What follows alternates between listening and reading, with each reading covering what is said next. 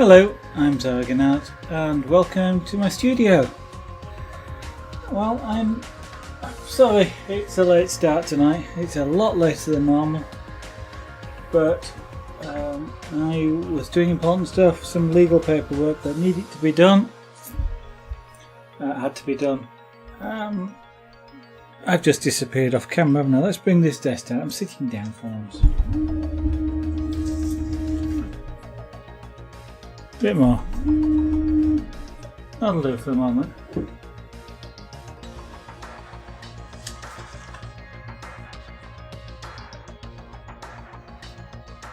Yeah, I'm gonna sit down for once. It's I've been stood up all day. It's nice to sit down. And yeah, as I was saying, I've been doing legal paperwork all day. Well, not all day, all evening. Which is why we are late on the stream, which I'm sorry. Trying to get all that sort of stuff out of the off the agenda, get everything done. Then once all that's done and off the agenda, I will be able to concentrate more on the streaming stuff. So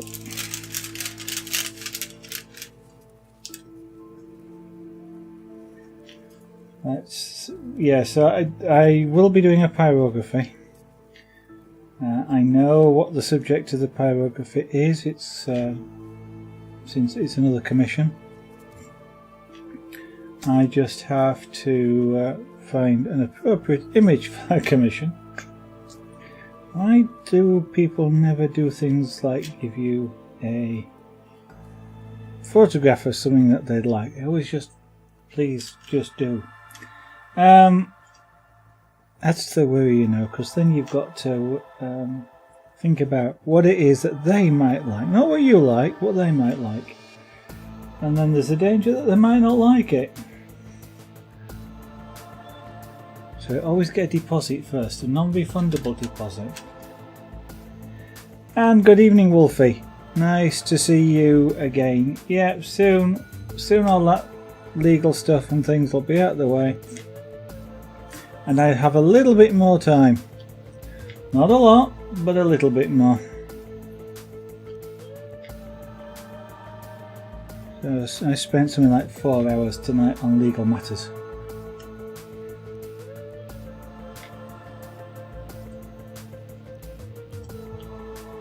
Which we sort of finished at about 7 o'clock. And then I thought, you know what, it'd be nice to eat today.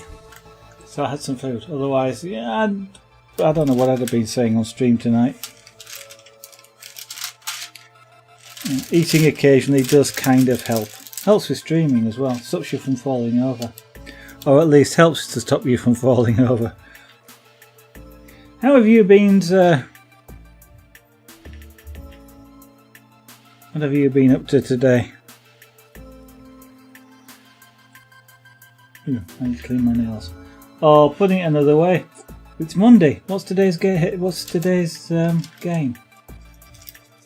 That's weird. Go away. I just picked up a little tiny plastic doll that's so small it's gone inside this tool instead. On the outside of it.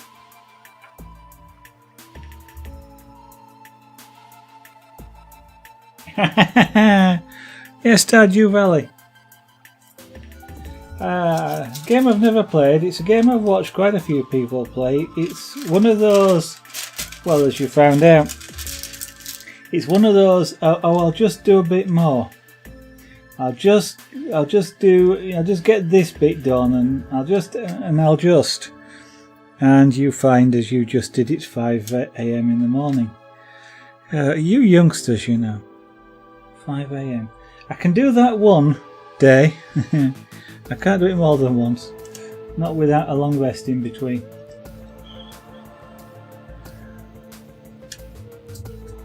You'll never see me doing a 24-hour stream.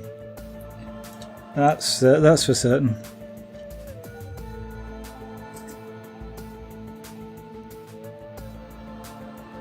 I have stayed up 24 hours once, a long time ago actually. Yeah, I just about managed to stay up 24 hours. That was 40 odd years ago. I had to be very active to stay awake for that period of time, even though it was something I was really interested in doing. And before I was in the middle of a field as well, but before I left the field I had to go to sleep in the car for a few hours, otherwise I would not have been safe to drive. So I know I won't be doing any 24 hours.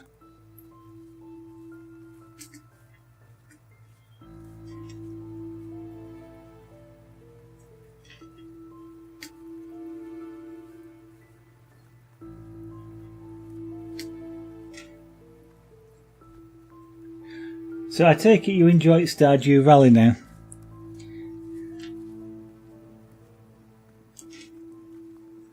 Kind of like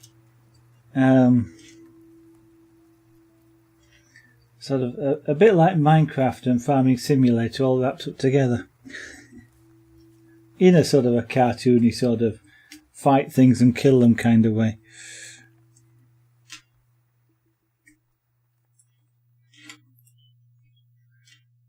Certainly the ones I've seen, it looks like it can get quite complicated at times.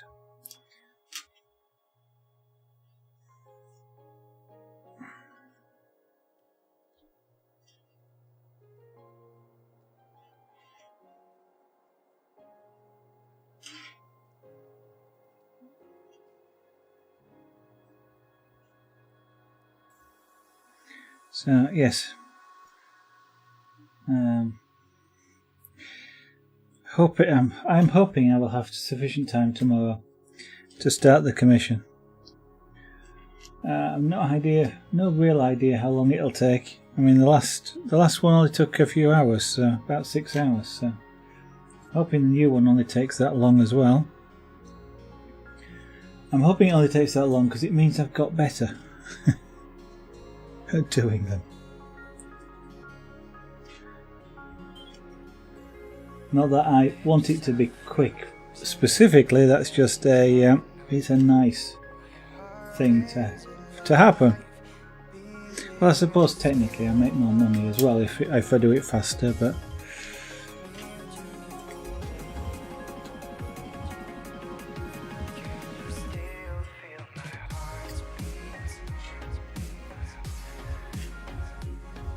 so I'm wondering what today's stream stats are going to look like. Yesterday was a bit quiet, Sunday was completely quiet, so I'm kind of wondering what today is going to be like.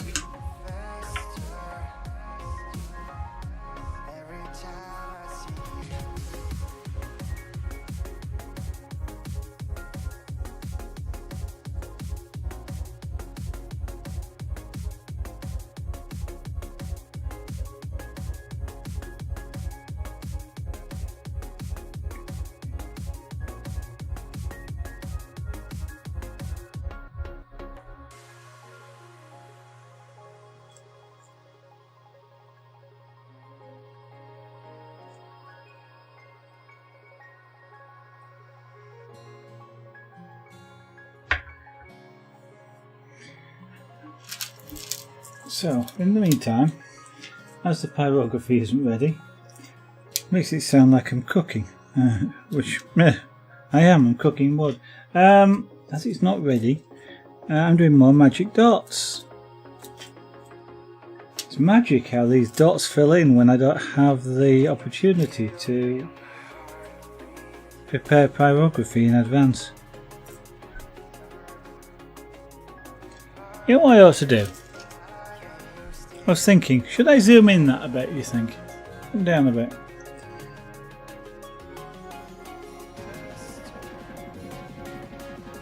Because otherwise I kind of think you probably can't see what on earth I'm doing.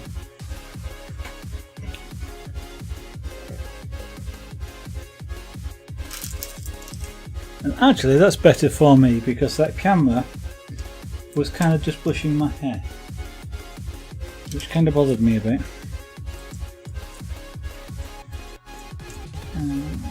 Right.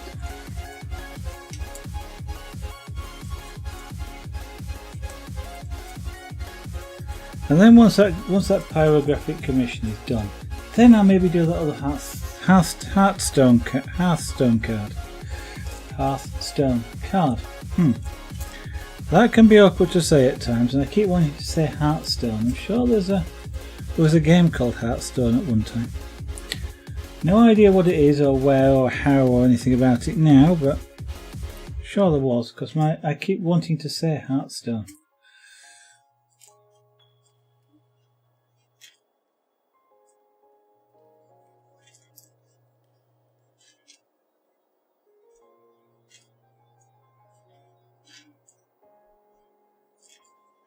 Of course, these days, if you ask Google, I'm sure it probably goes, "Did you mean Hearthstone?" In fact, that annoys me sometimes, because I'll type something in that I'm looking for, and I don't know what it is. And I've had Google sort of go, "Did you mean this? This is what we search for. But if you'd rather search for what you originally typed, click here." And it's kind of like, that's what I typed. I wanted you to search what I originally typed in, not what you thought, Google. Go away, give me what I asked for. And I get a little bit frustrated with the search engines sometimes.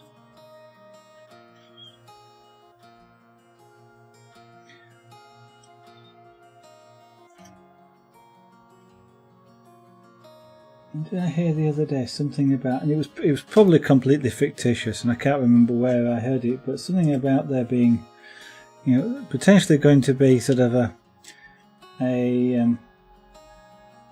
either a qualification or something like a college course on search engine criteria, what to enter into a search engine to find what you want. How to pick the right words to search for. And it is totally amazing when you end up trying to find things, just how different the results you get if you change certain words. I don't mean to change dolphin to cat and you get something different, but what I mean is if you were to search for something like delphinium, you get different results to searching for dolphin, even if you use the Latin name for it. But and I'm trying to think of some of the others just recently that I've had that have been even more sort of innocuous.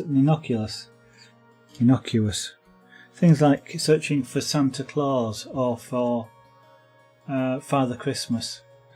You get completely different results. Leazar, good evening. So many dots. Yeah, I'm going totally dotty. There are thousands, probably hundreds of thousands. I've never yet counted them. Is it time to count? 1, 2, 3, 4, 5, 6, 7, 8, 9, 10, 11, 12, 13, 14, 15, 16, 17, 18. You know what I ought to do is not count them, but find my ruler.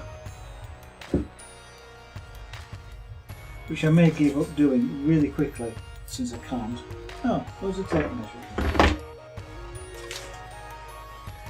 Let's count how many. What's a suitable thing?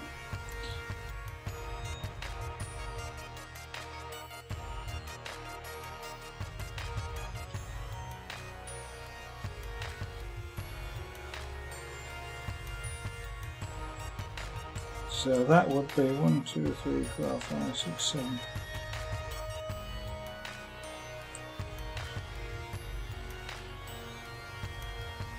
Okay, there's 7 in 20 millimeters,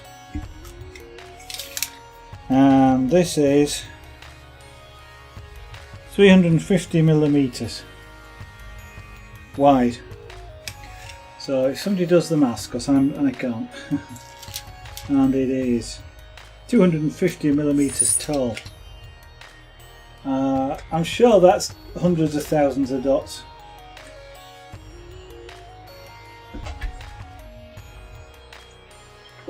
And every dot will have been put on by me by hand, one at a time.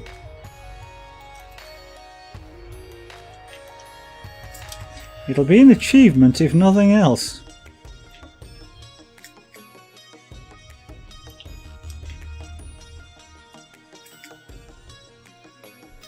hopefully I'll be back to the pyrography tomorrow. I'm sure this isn't as fascinating to watch. So how are your layers are?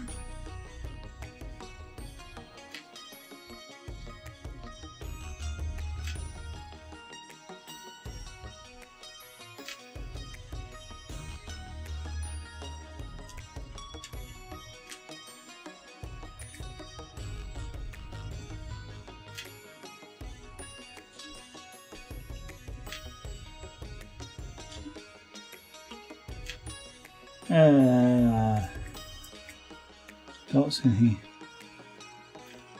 It's therapeutic. It is kind of. You don't. Well, you do have to think, but you don't have to think, if you know what I mean. There's no intense concentration. It's not like doing scraper board or doing the pyrography, where one wrong move and you may have ruined what you were working on. Even though these sort of stick quite well, you can prise them off if necessary. But and it is kind of like just pick and place. So it's nice and easy for streaming in a way, in that you can talk while you're doing it. The other thing is, it's hard to read the screen and talk while you're doing it, because it's you can't. If I don't look where I'm placing the dot, it goes in completely the wrong place. I'm quite well, thank you very much, Laser. I'm really busy at the moment, and that turns into sort of long days. Some personal stuff going on, and which I'm hoping to get largely out of the way by the end of this week, which will then hopefully allow me more time to do some stream related stuff, whatever that might be.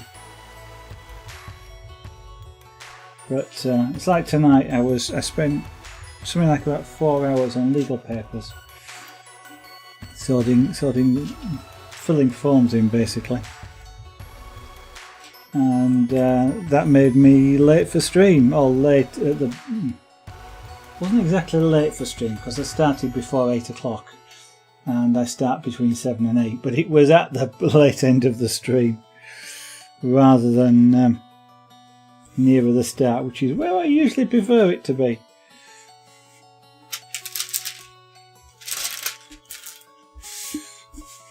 Let's bring this on screen. Now that I've zoomed the camera in, I need to move the bits a bit around more.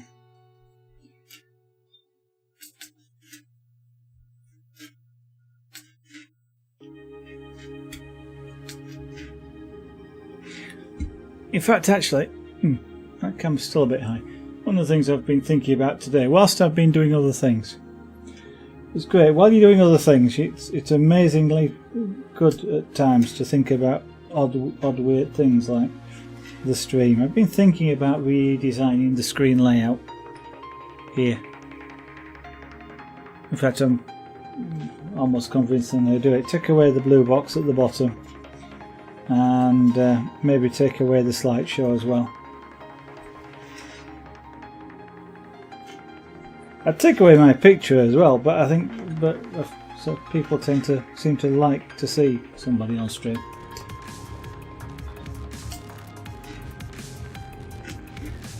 I can't actually do it here. It's an easy thing to do, but I just haven't set a scene up for it.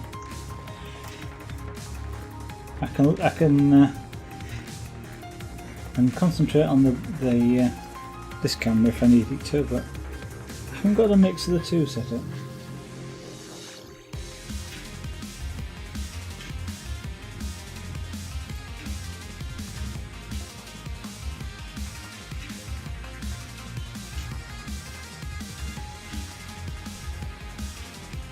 I think at the end of this stream, what I might do is I won't count the dots, but I might measure it again and work out just for the next stream just how many dots are on here. I'll have to measure it again because I can't remember what I measured. I know there were 7 dots in 20mm.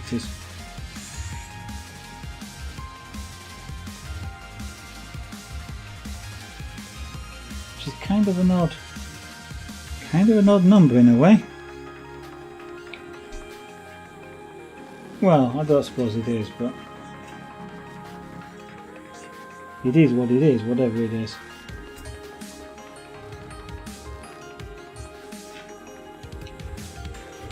Yeah.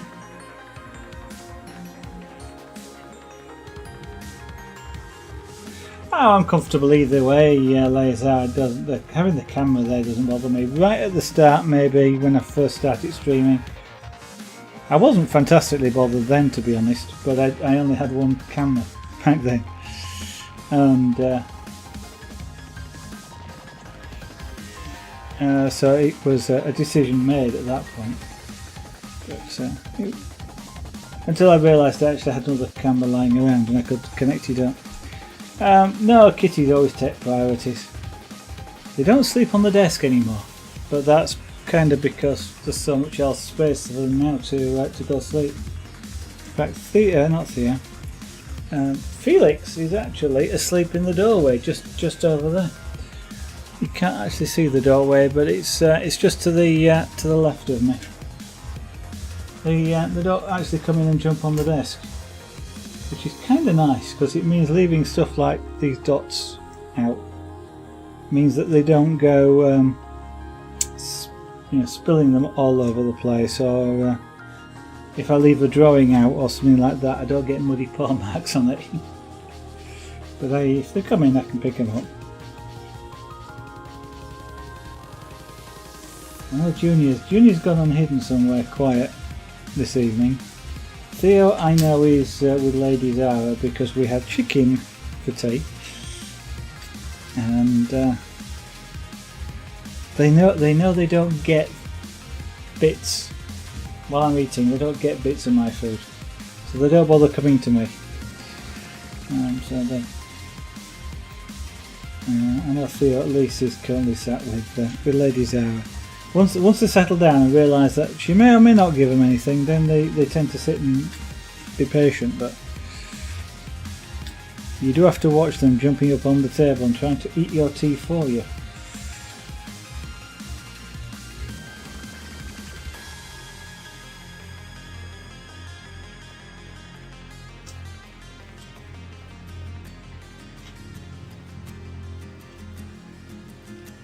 Yeah, talking of magic, it's amazing how quickly a pussycat can make chicken disappear.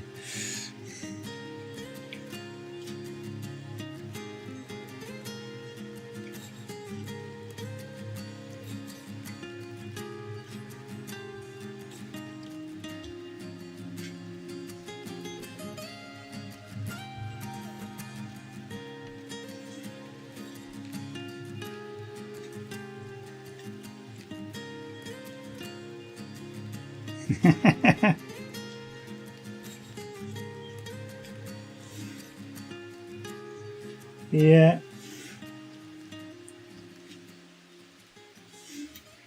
That's when you get pestered.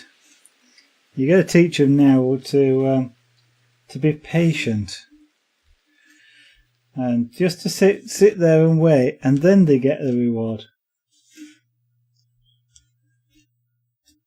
I know in the past, before Lady Zara and I got married, we used to visit them for lunch occasionally, and the cat they had then would jump on the table, and they would give it food, which of course then meant the cat always jumped on the table. So when they didn't want it there, like when somebody was visiting or Christmas dinner, it wouldn't, of course, couldn't understand, it would always jump on the table.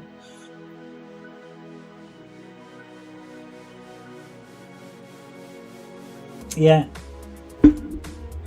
it's the only way to. You've taught them the bad habit.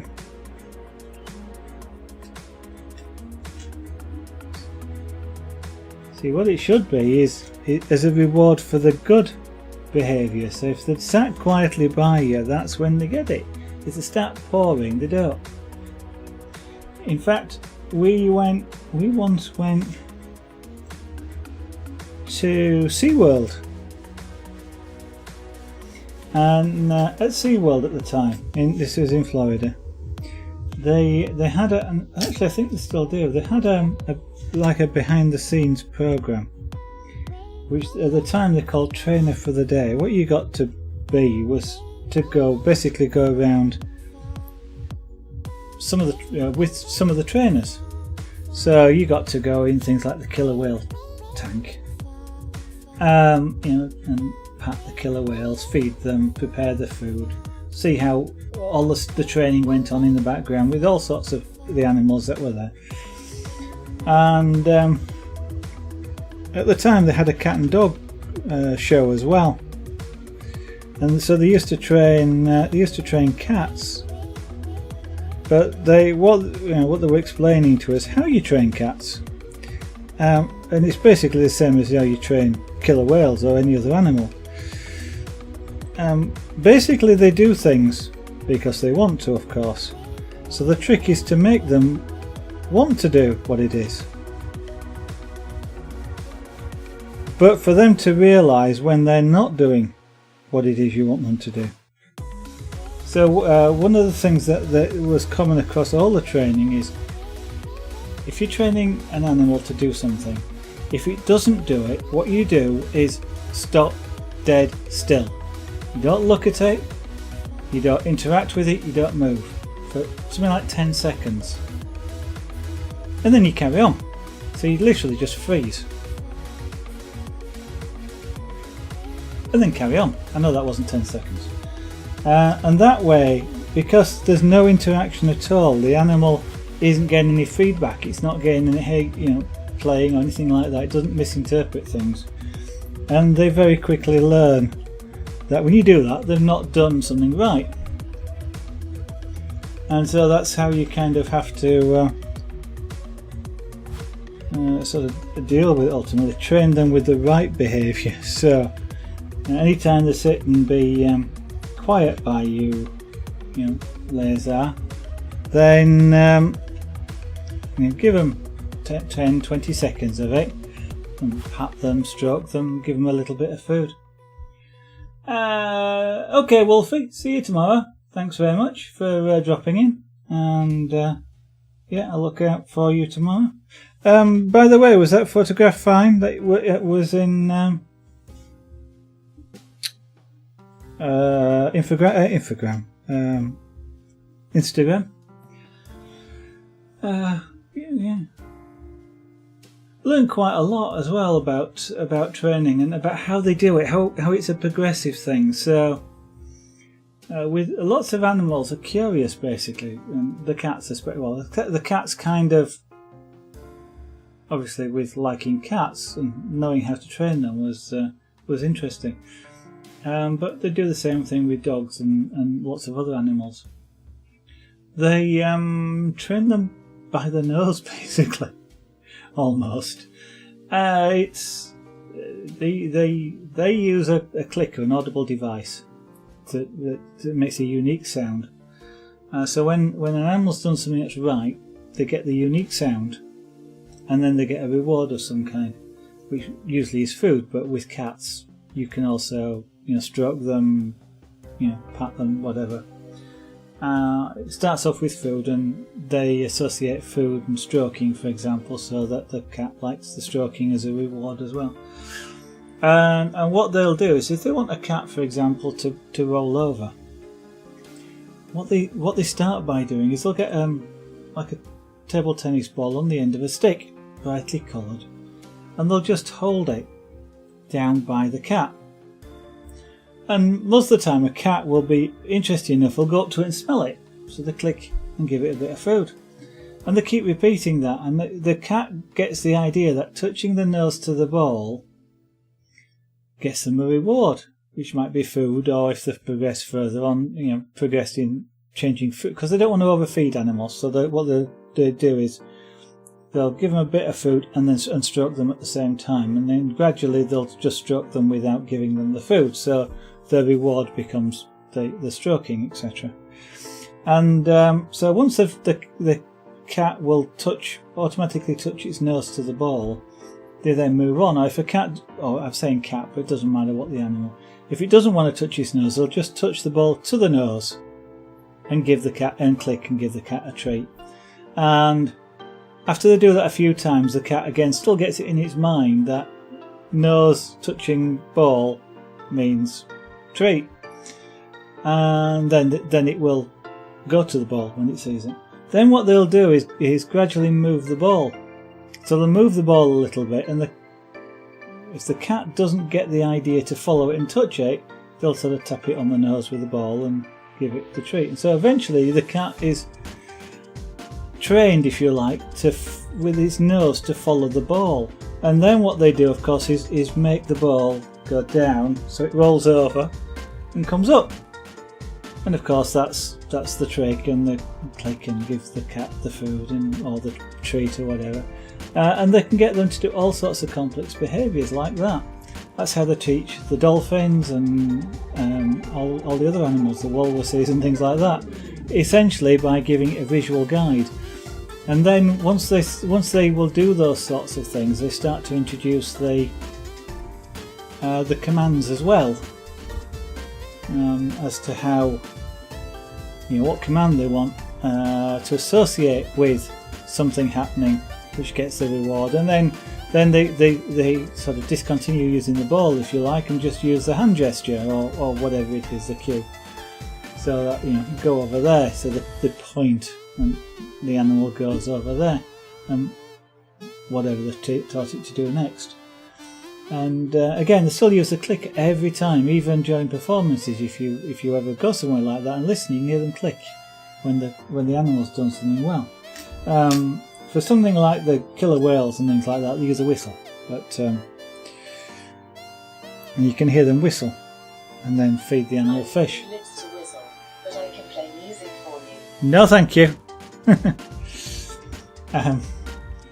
Hey, digital assistant, Perky up there saying she can't whistle, but offering to play music.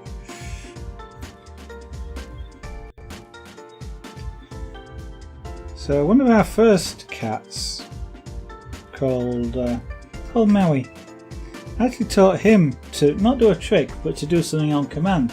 I would just hold my hand like that. Can I get it on screen? Just sort of like that, not flat, but sort of just as though I'm about to pick up a ball. So, like that. And when he saw that, he'd sit down. Just sit and wait, and I'd go up to him and stroke him. It was great if you wanted to pick him up outside, if he was across the road or something like that. You just call his name, show the symbol, and he'd sit down, and you walk across, pick him up and bring him in. It was great if he used to go to the vets or something. Wasn't 100% on it, but he was about 95% of the time he'd do that on command.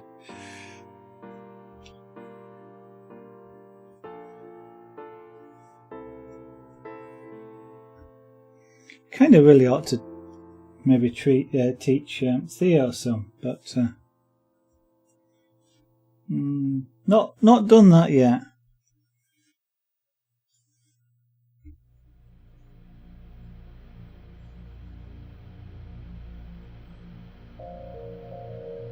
By the way, anybody that's watching, if you ever get the chance to go to a park like that where they have that sort of program, it is definitely worth considering.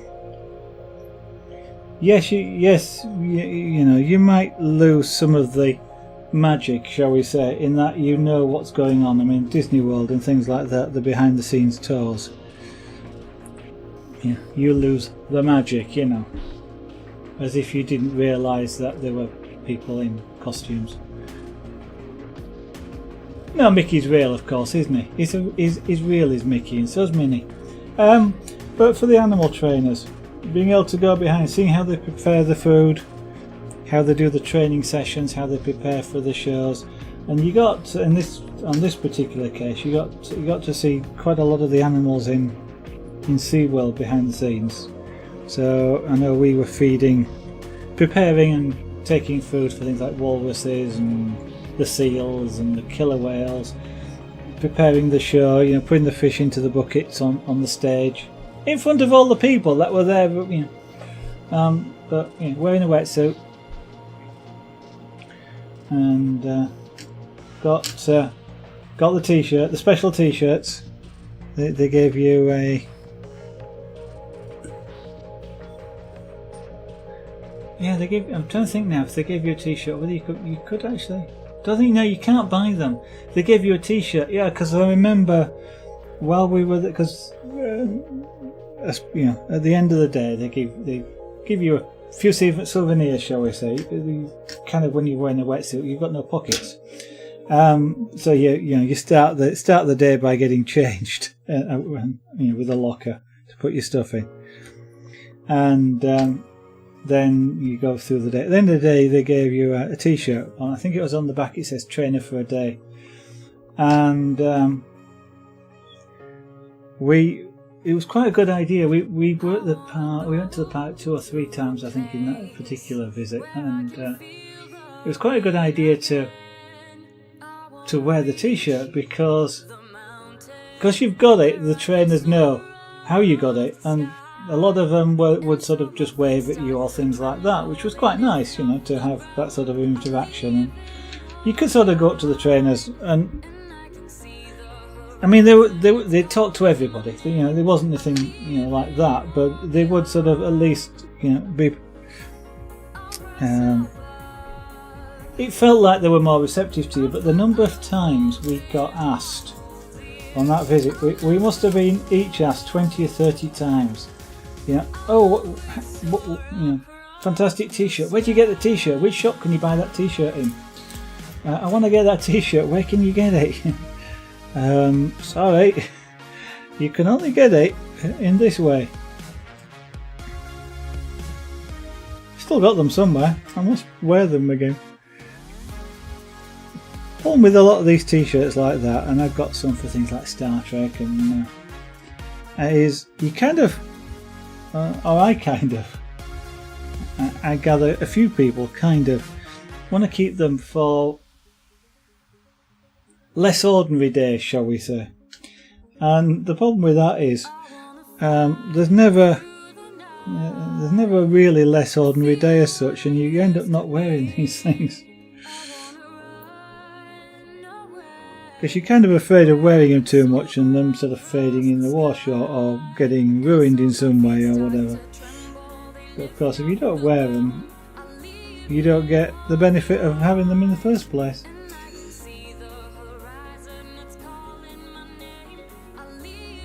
So yes, trainer for the day in Orlando.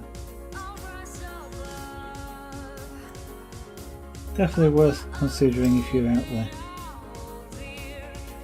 But there's quite it's amazing sort of things you could do out there to do with stuff like that. We went, there was not exactly a private zoo, and it wasn't exactly a private animal residence. It was sort of a place where people could keep their exotic animals. So you had things like leopards and tigers and lynx and lions and things like that, and some of the things like the orangutans and little monkeys and things. And I know we went there on one day, and you actually got to pet things like a lynx, or have a little baby monkey running around the room with you, or things like that. But whilst we were there, one of the owners came in who had I think it was a tiger cub. It was about a year old anyway. The thing loved to chew on plastic bottles, and got the teeth on it. But we got to because the owner was quite happy. He sort of let everybody sit down with him, and you actually got to stroke a tiger. Pet tiger, little tiny, 6 foot long little tiny tiger. That was kind of an amazing. I think it was a tiger. It might have been a leopard, but I think it was a tiger. One of those animals, anyway. One of the big cats. Things with paws that are about 4 times bigger than my hand. And it was just rolling around on the floor. on the lead in front of you. The only stipulation, I think, was don't make sudden moves. And that wasn't because of scaring it or anything. That was because sudden moves attract attention and trigger an automatic response. So if you made a sudden move, the big cat was as likely to sort of just swipe at you or something, which wouldn't be what you would want, you know. But it wasn't consciously doing it. It was sort of just a reaction to something. But yeah.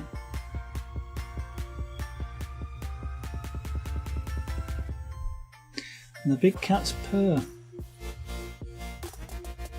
Can't remember which cat it was, but there was one of them, one of the big cats there that was purring, which was kind of odd in a way, you know, because you think a little cat's purring, but a big cat.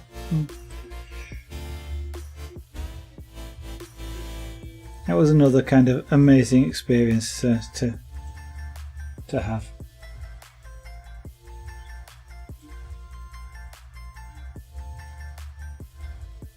And of course, Discovery Cove out there, you got to swim with a dolphin.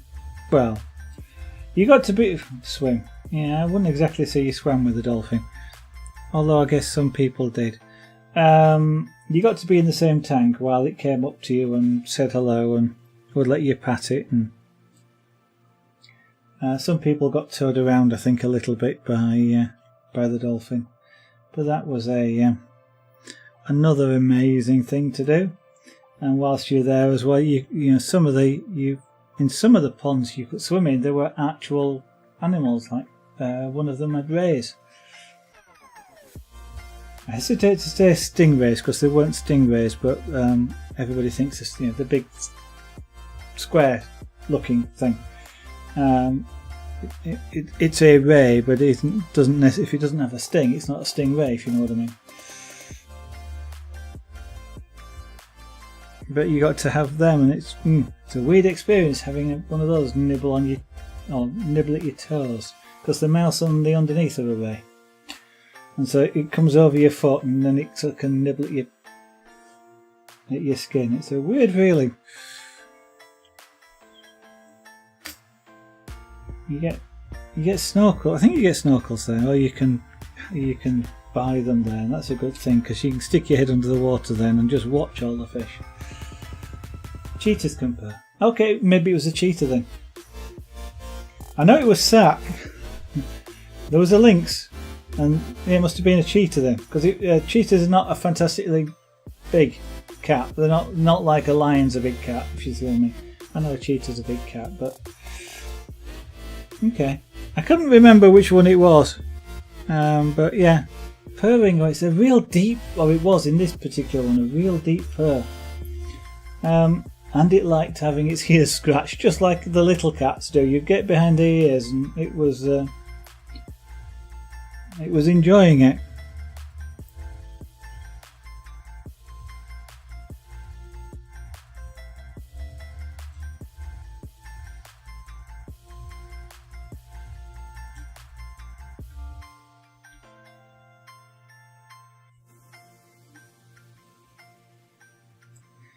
I'm going to say, unfortunately, those things back then weren't particularly cheap, and I suspect that they're less so these days. But I know we saved up a long time for that particular visit to be able to go and to do these sorts of things.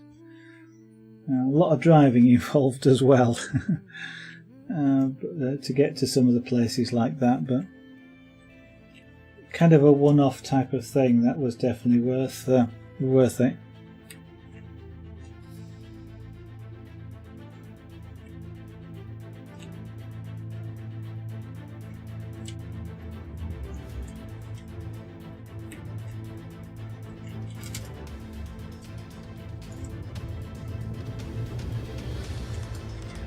I got some photographs from that. That was the first. Yeah, got some photographs from it because that was the first time I had the digital camera. I'd bought it not long before then, and I thought, I'm gonna take a few, quite a few pictures. That's when memory cards, a big memory card was like 1 and 2 megabytes. I think it was something like that. They weren't very big ones, 32 megabytes, that sort of thing. And the first camera was sort of 640 by 480 pixels. Still got actually surprisingly by these days, but you still got really nice pictures. You know, even up to sort of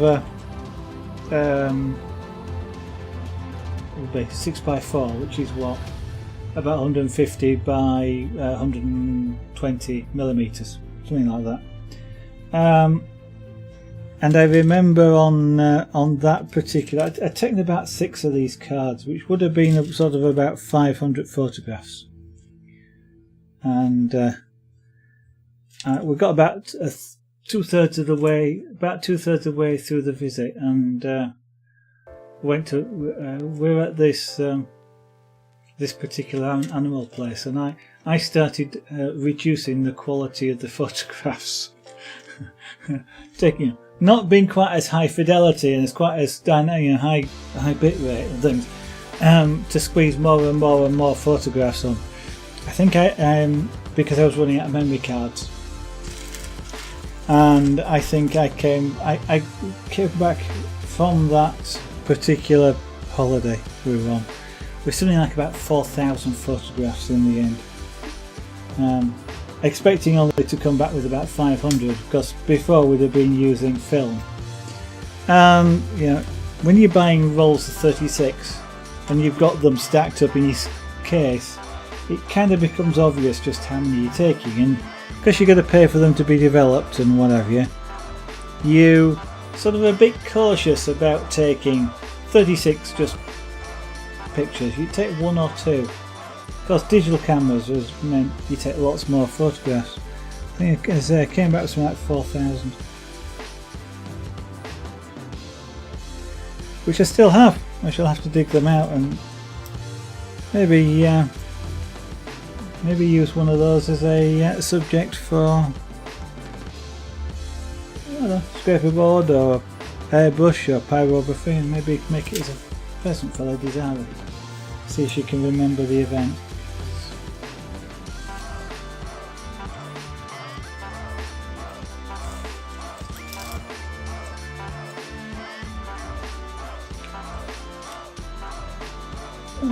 Where's these? Oh dear, excuse me.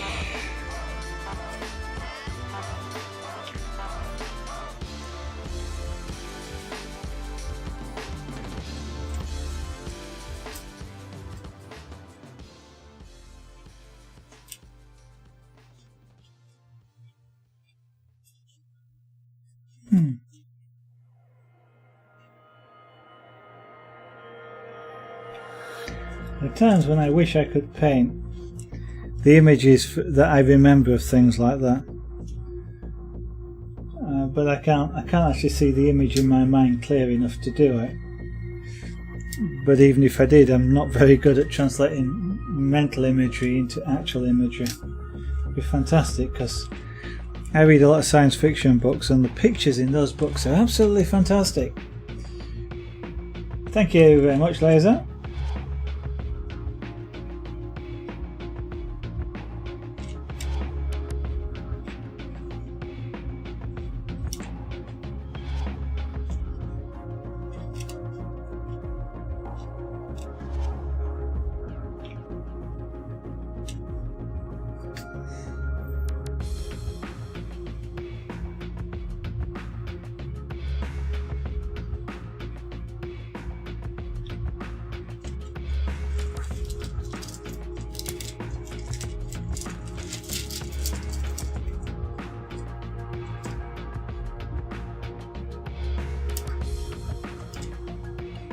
Have you ever managed to do anything like that, Laser? Meet, in quotes, dangerous animals? Oh, you're in a game, so you're looking. Okay, no problem. It's alright. And that's frequent. Just about every stream I visit, I lurk in. I very rarely chat in stream. In fact, it's kind of like I'm more likely to chat if the streamer isn't very interesting. Because if it's an interesting streamer, whatever it is that they're doing, I'm more interested in watching them than I am in talking to the rest of the stream. So I frequently lurk. I kind of only talk in chat often when it's the streamer's actually asking for a response, and that's more likely to be something like either a craft that I know how to do, or I don't know, maybe programming, and they're trying to resolve a bug and either see something or thought of something and communicating like that. Otherwise, I tend not to say very much. So it's kind of, in a way, people lurking is kind of more of a compliment than people talking in chat, especially if they're not talking to the broadcaster. Although, of course, the people talking to each other is part of the community and what have you. But it's kind of a if they are talking, they're not listening to you or concentrating on you. So does that mean you're not very good? I don't know.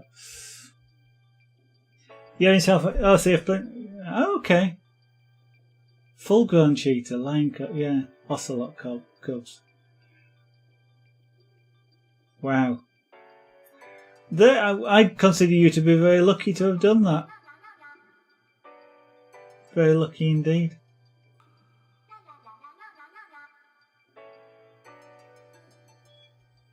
Some of the full-grown animals, I'm a little bit wary of. I mean, I know it's all about understanding them and them being used to it, but it's still ocelot cubs, yeah. How is it that little tiny animals always look so cute?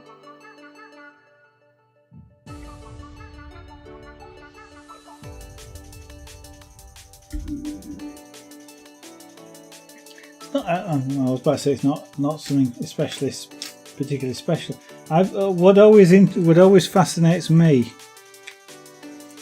about when you sort of see when you go to zoos or I guess reserves, when you're in the reptile house and they get the snakes out, and people don't like snakes, but when they can be persuaded to touch a snake, it's always it's warm and it's not slimy. That always fascinates me, how people think snakes are both cold and slimy. I know they're cold-blooded, but that actually doesn't mean cold. Well, as you know. You fed a giraffe, wow. Yeah, if they hit you with a head, they're quite... they've got hard heads, haven't they? And I guess they can kick you as well easily.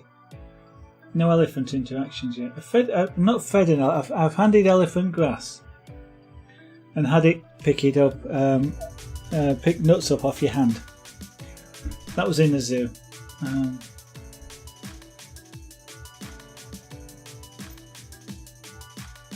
Birds. Birds as well. I tell you what amuses me. It's with the birds. The big birds, like the big birds. Things like the amber that I did, which was an eagle owl, or something like the big cockatoos, parrots. They're a fairly sizable bird, as you might know, sort of 2 or 3 feet tall, and places where you can actually hold one. A number of birds that get surprised by being almost thrown off, because you see this great big thing and you expect it to be heavy, so that when they put it on your arm, you almost throw it off because they're so light. It's fun. No, I kind of agree. They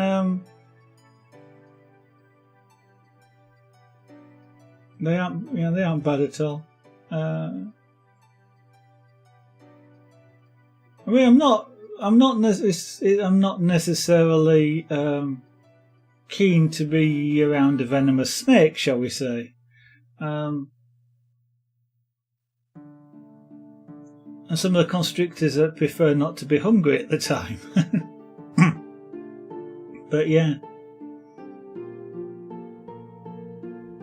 they are a cool animal. Yeah. Okay, I never had an eagle or a buzzard. I guess that's because they're all muscle, isn't it? Oh, well, there's a lot of muscle in there for the speed, and they to literally, I guess, carry the.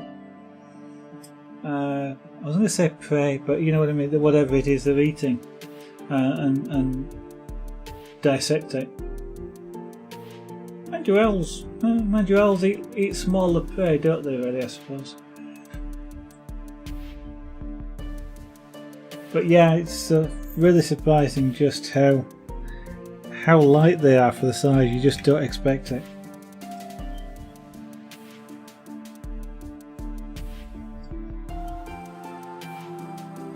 Now I admit, spiders are not the thing. I do not like spiders. I don't mind looking at them. I'm just not interested in having one around me. Although my worst is any insect which buzzes, like wasps and bees and hornets, and which we don't usually get around. But I am not exactly phobic, but I don't half have an adrenaline reaction to them, and that's because as a young child I got stung on the inside of my mouth, I think. And I am absolutely terrified of them. The sound. If there was one in here now, I'd be able to sit here for a while. But then I would have to exit the room really quickly.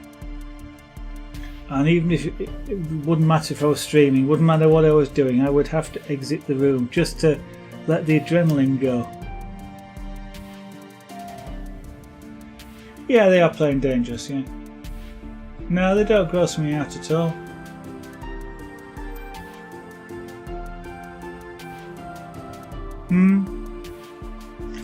Some of the owls are tiny. I don't know what a Scoops or Scops owl is, but some of the owls are little.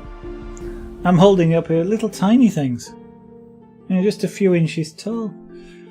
I was going to say they're almost birds, but you know what I mean. I know an owl's a bird, but you kind of think like some of the smaller birds.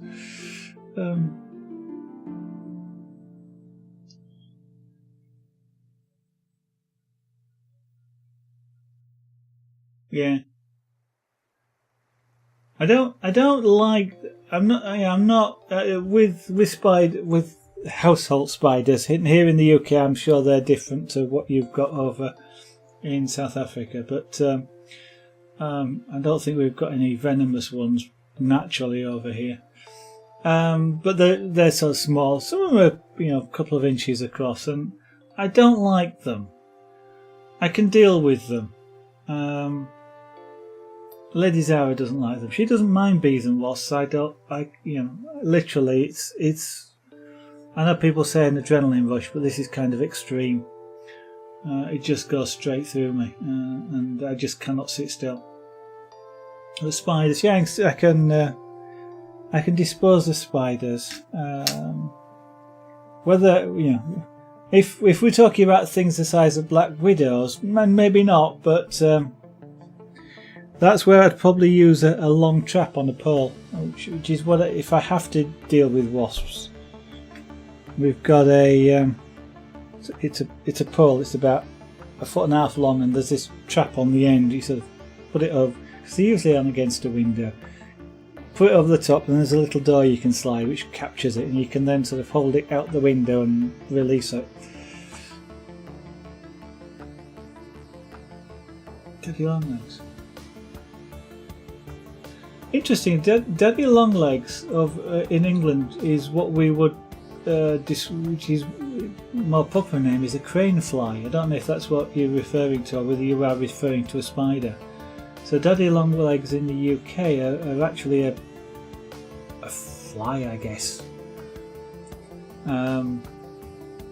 Bit like a dragonfly, I guess, but with long legs, but but smaller than a dragon. Nothing like the size in terms of body or whatever, but more of a fly with big wings. And they're not very nice to be around. I mean, they're not buzz or anything. They're just yeah, they creep me out a little bit.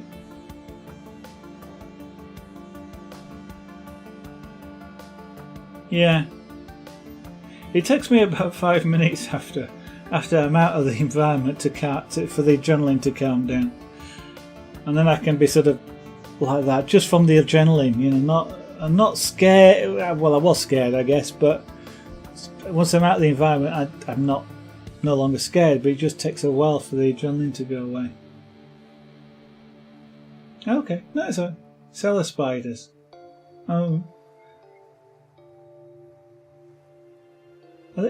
Oh yeah, I don't know. I don't know whether they're the same as it, but we do have some. I guess they're about sort of 2 to 3 inches across. Yeah, and they've got long, spindly sort of legs.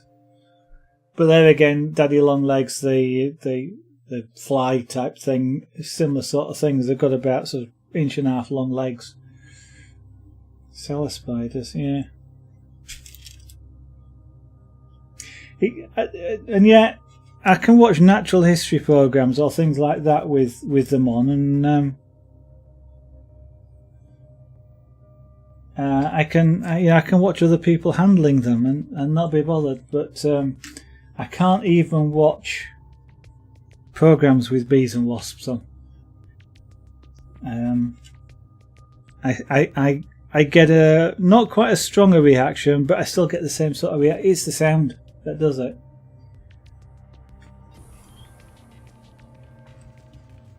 And it must be a particular pitch of the sound as well, because some flies buzz, and the pitch can't be quite the same, because I can have a fly buzzing around, it doesn't bother me, but a wasp, even if I've not seen it, I can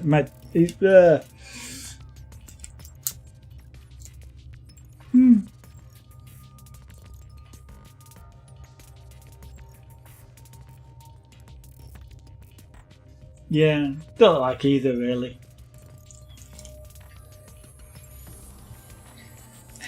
In some ways, I guess that is one advantage of living in the UK. We don't have such exotic creepy crawlies as you guys do.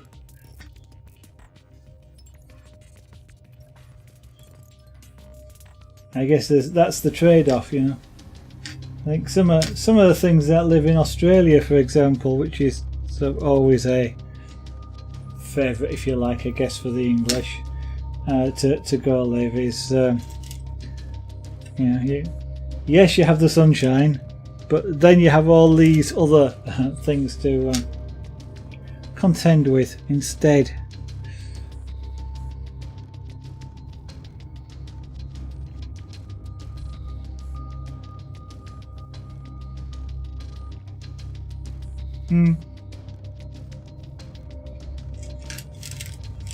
Yeah, it wouldn't stop me visiting Australia. The 28 hour flight is probably what would stop me visiting Australia. But I'd kind of like to see things like Ayers Rock and the Barrier Reef in Australia. That'd be the thing I'd want to do out there. So I guess, you know, being in the city, you're less likely to come across some of the wildlife.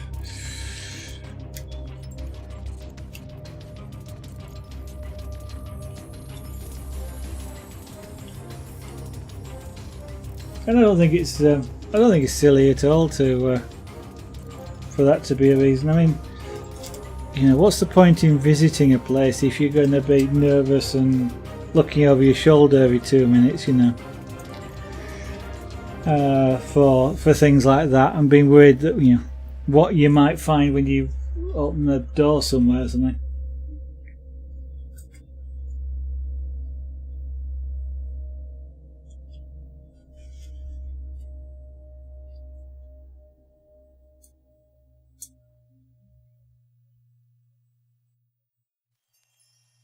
They're harmless but massive. Yeah. Trouble is, it doesn't matter. I mean, it seems like I don't know whether it's true or not that because there's all sorts of myths like black widows are highly poisonous, but they don't bite, or they're not as poisonous as you think. I don't really know, to be honest. I guess you will. I mean, how dangerous is a black widow spider? I mean, their reputation is for deadly poison, but one bite and goodbye and thanks for all the fish. But I don't think that's actually true.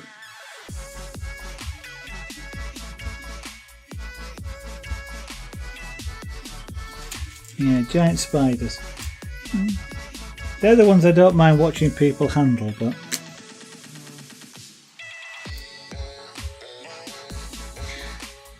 I certainly, I know people who have handled them sort of say, oh, they're just furry. It's like a small furry animal. So, I don't know. Whether I'd ever physically hold one, I don't actually know. And kind of I guess the smaller ones are more sort of fear-making, shall we say, because of the fact that they move so quickly.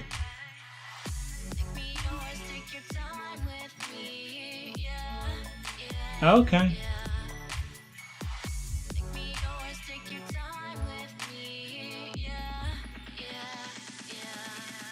Yeah, quite dangerous. Right.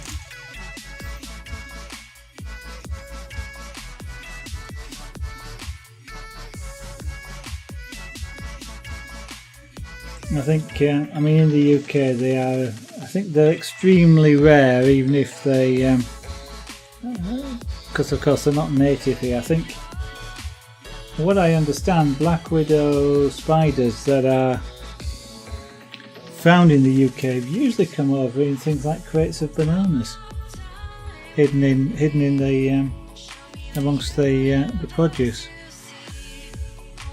So they are not particularly prevalent.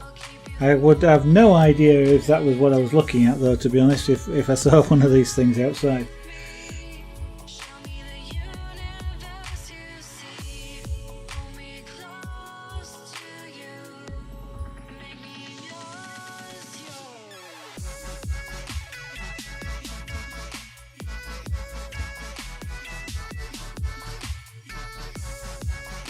I think I'd be more like,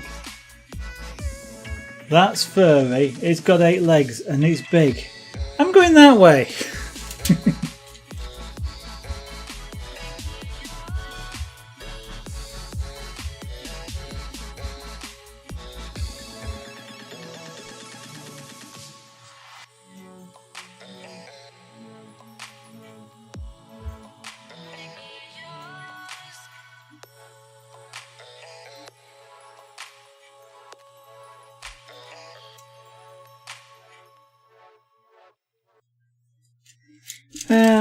Right, well, unfortunately I think that's going to be about it for tonight. It's been a bit of a short stream, unfortunately, because of the late start, but it's good that we got the legal paperwork that we needed to do out of the way, so that's done and dusted and things can proceed faster. We're selling a property, which is why there's a lot of legal paperwork to do. And the sooner we get it done, the sooner we will be able to sell. And the sooner then I'll have more time to do other things. But as it is, I am going to say that's it for tonight. I'm hoping tomorrow to be able to do another pyrography, another commission. We finished this one a couple of days ago, and I've now got another one, a different singer to do, and so I'm hoping I'll have time to find a suitable photograph tomorrow and be able to do that tomorrow night.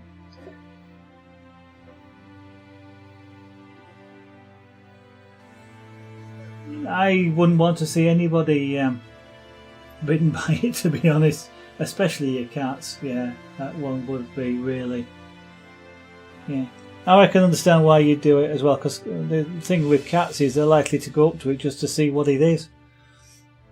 Yeah, Liza, it's nice to talk to you again. I'm really fascinating talking about the critters, shall we say, of the various countries, or our respective countries. It's been fun, thank you. I hope, like you, like I, do not end up dreaming about these tonight. So hopefully tomorrow, pyrography. If not, it will be some more of this little pussycat, or this big pussycat, which I'd like to get finished for Christmas as well, as a present for Lady Zara. And that hopefully will be starting somewhere between 7 PM and 8 PM UK time, which is GMT at the moment, 7 PM GMT to 8 PM GMT. I will try and start as close to 7 as I can, but like tonight, unfortunately, it was 8 PM, but we'll start somewhere around there. And if you'd like to follow me, there's the 2 buttons at the top right, the follow. If you'd like just the notifications to appear in the your follow list, and if anybody that's watching would consider subscribing, that would be absolutely fantastic. Don't have to, you can watch without it. There's no detriment to it, but it does help out the stream enormously. And talking of helping out the stream, the blue box at the bottom, zaraganart.com, is my own website. It's a work in progress, but gradually getting stuff on there about the various crafts that you're seeing done. Maybe not magic dots, but the pyrography and the carving and things like that, and some of the pieces and why they were done or what they were done for. The social media channels there, of course. Twitter is always a good one. I do tweet when I go live, and if I'm going to be late like tonight, I will tweet as soon as I can, let you know that I'm going to be late, or I can't stream or whatever, just the same. YouTube is a good one if you'd like to see any of the old broadcasts. There's lots of them. It's over 700 hours. All gradually being uploaded onto YouTube. I'm up to 2006, the end of 2016. So only 2017 to go. That's only about 85 more videos. I've been streaming 85 or more, about 85 times so far this year. That's only since April. Quite a lot.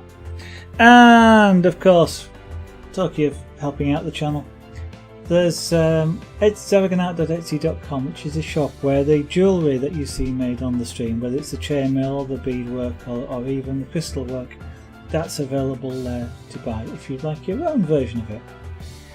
And with that, and layers are, yeah, we always have interesting topics. I'll enjoy talking. It's always good fun, and hopefully your internet does hold up. It is wonderful having you around, and thank you for dropping in again. And with that, both Laser, anybody else that's watching, hope I'll see you on the stream tomorrow night. Thanks for watching. Bye for now.